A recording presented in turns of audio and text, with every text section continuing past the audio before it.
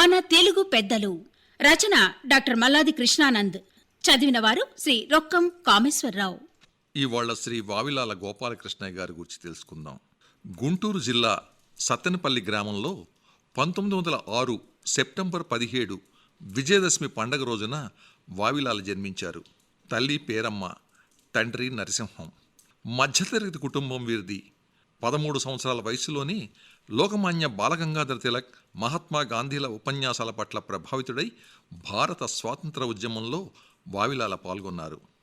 తొలిసారిగా 1920 ఆగస్టు 1వ తేదీన సహాయ నిరాకరణోద్యమంలో పాల్గొని అరెస్ట్ అయిన వావిలాల మైనర్ అని తెలిసి 14 సంవత్సరాలు కూడా నిండలేదని బ్రిటిష్ పోలీసులు వదిలివేశారు.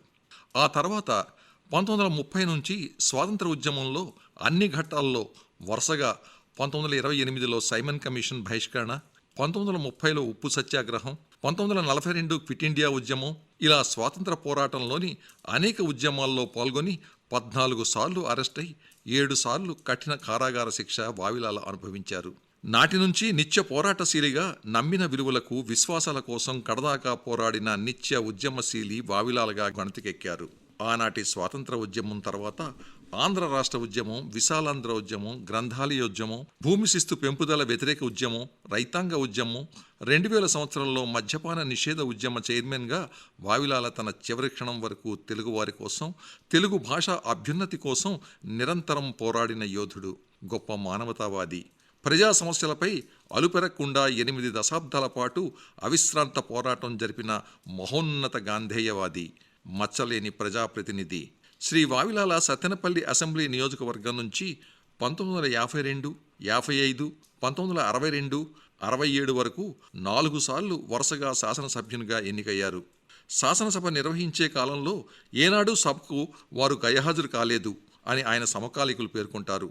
అసెంబ్లీకి వెళ్లే ముందు తన నియోజకవర్గానికి సంబంధించిన అనేక ప్రజా సమస్యలపై క్షుణ్ణంగా పరీక్షకు వెళ్లే విద్యార్థిలా అధ్యయనం చేసి శాసనసభలో తన వాక్చాతుర్యంతో ప్రజా సమస్యల పట్ల ప్రభుత్వ పనితీరును తూర్పారబట్టిన సంఘటనలు అనేకమని రాజకీయ పరిశీలకులు అంటారు. పాయింట్ ఆఫ్ ఆర్డర్ లేవనెత్తి అసెంబ్లీలో పాలకపక్షాన్ని గడగడలాడించిన సందర్భాలు అనేకమని ఆయన సమకాలీకులు చెబుతారు.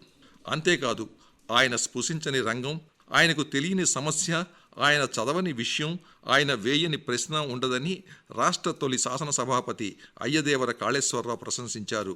అసెంబ్లీ సమావేశాలు ముగిశాక తన నియోజకవర్గంలో ప్రతి గ్రామంలో కాలినడకన సందర్శించి స్థానిక ప్రజలందరికీ అర్థమయ్యేలా ఆనాటి సామాజిక, రాజకీయ విషయాలు, పరిణామాలు కూలంకషంగా వివరించేవారని ప్రతీతి. ఆయన ఒక అరుదైన ప్రజాప్రతినిధి. అనేక కమిటీల్లో సభ్యునిగా ఉన్న వావిలాల అధికార భాషగా తెలుగు అమలు కోసం సుమారు 5 సార్లకు పైగా అనధికార తీర్మానం చేశాడాయన. అన్నిసార్లు ఆ తీర్మానం వీగిపోయినా చివరకు 1966లో ప్రభుత్వం ఆయన బాధను తట్టుకోలేక తెలుగును అధికార భాషగా ప్రకటిస్తూ చట్టం చేసింది. అనంతరం తెలుగు అధికార భాషా సంఘం ఏర్పాటు చేసి ఆ సంఘానికి ప్రప్రథమ అధ్యక్షునిగా వావిలాలను నియమించడమైంది. ఆయన ఆ హోదాలో తెలుగు భాష వినియోగానికి ఎంతగానో కృషి చేశారు. ఆ పదవి కేబినెట్ మంత్రి హోదా కల్పించినా ఆ పదవిలో పనిచేసిన 3 సంవత్సరాలు ఆయన తన నెల జీతంగా ఏమీ తీసుకోలేదు, అధికార వాహనం వాడలేదు. అధికార భాషా సంఘం అధ్యక్షుని హోదాలో రాష్ట్రంలో అన్ని జిల్లాల్లోనూ పంచాయతీల్లోని అధికారులు తమ కార్యకలాపాల్లో తెలుగు భాషను విరివిగా వినియోగించేలా కృషి చేశాడు ఆయన. ఈ మేరకు ఒక సమగ్ర నివేదికను ప్రభుత్వానికి ఆయన సమర్పించారు. గాంధీజీ పిలుపు మేరకు 1933లో గుంటూరు జిల్లా మంతెనవారిపాలెం గ్రామంలో దేవాలయంలో షెడ్యూల్ కులాల ప్రవేశం జరగాల్సి ఉండగా స్థానిక ఆలయ పూజారి ఆ పని చేయటం ఇష్టం లేక పారిపోతే ఆయనే స్వయంగా అర్చకత్వం వహించి వారికి ఆలయ ప్రవేశం కల్పించారు. ఆయన చదివింది ప్రాథమిక పాఠశాల వరకే. అయితేనే నిరంతరం అనేక పుస్తకాల పఠనంతో అపార విజ్ఞానాన్ని ఆయన సంపాదించారు. చదువు, చదివించు అనే అంశానికి ఆయన ఎంతటి ప్రాధాన్యత ఇచ్చేవారంటే 90 సంవత్సరాల వయసులో కూడా అక్షరాస్యత ఉద్యమంలో ఉత్సాహంగా పాల్గొన్నారాయన. ఆయన గొప్ప గ్రంథ రచయిత, అనర్గళ ఉపన్యాసకుడు, గొప్ప సాహితీవేత్త. వావిలాల సుమారు 60 గ్రంథాలకు పైగా రాశారు. అందులో 13 గ్రంథాలు ఇంగ్లీష్లో రాశారు.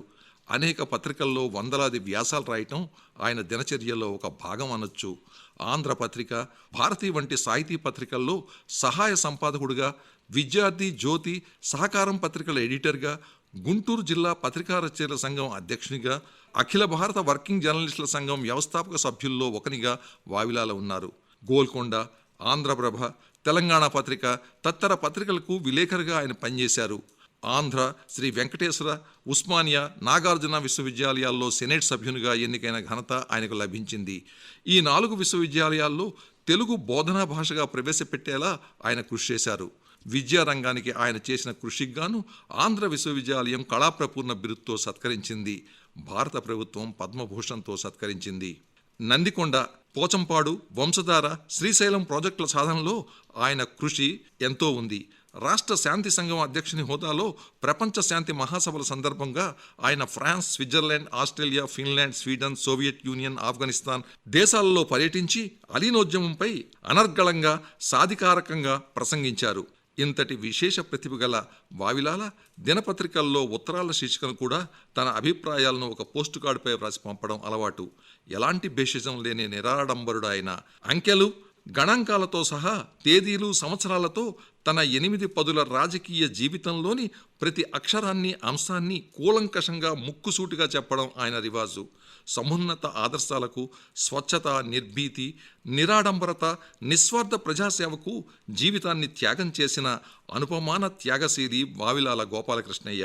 చేతిలో చిన్న ఖద్దరు సంచితో ఎంతటి బహిరంగ సభకైనా హాజరయ్యే ఆయన ఒక జత ఇస్త్రీ లేని ఖద్దరు బట్టలను ఆ సంచిలో ఉంచుకొని రైల్లో 2వ తరగతి స్లీపర్ కోచ్లో ఎంతటి దూరమైనా ప్రయాణించేవారు.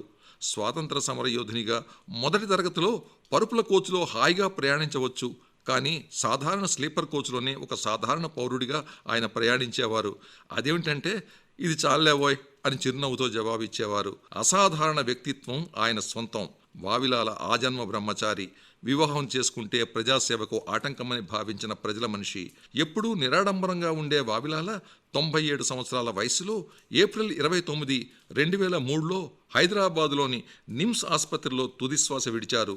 తెలుగు దినపత్రికలు ఆ మహనీయుణ్ణి ఆఖరి గాంధీగా, తెలుగు నేలకు పెద్ద దిక్కుగా, మరో మహాత్ముడిగా, ఉద్యమ జ్వాలగా అభివర్ణిస్తూ ఆనాడు పతాక శీర్షికలతో ఘనంగా తమ నివాళులర్పించాయి.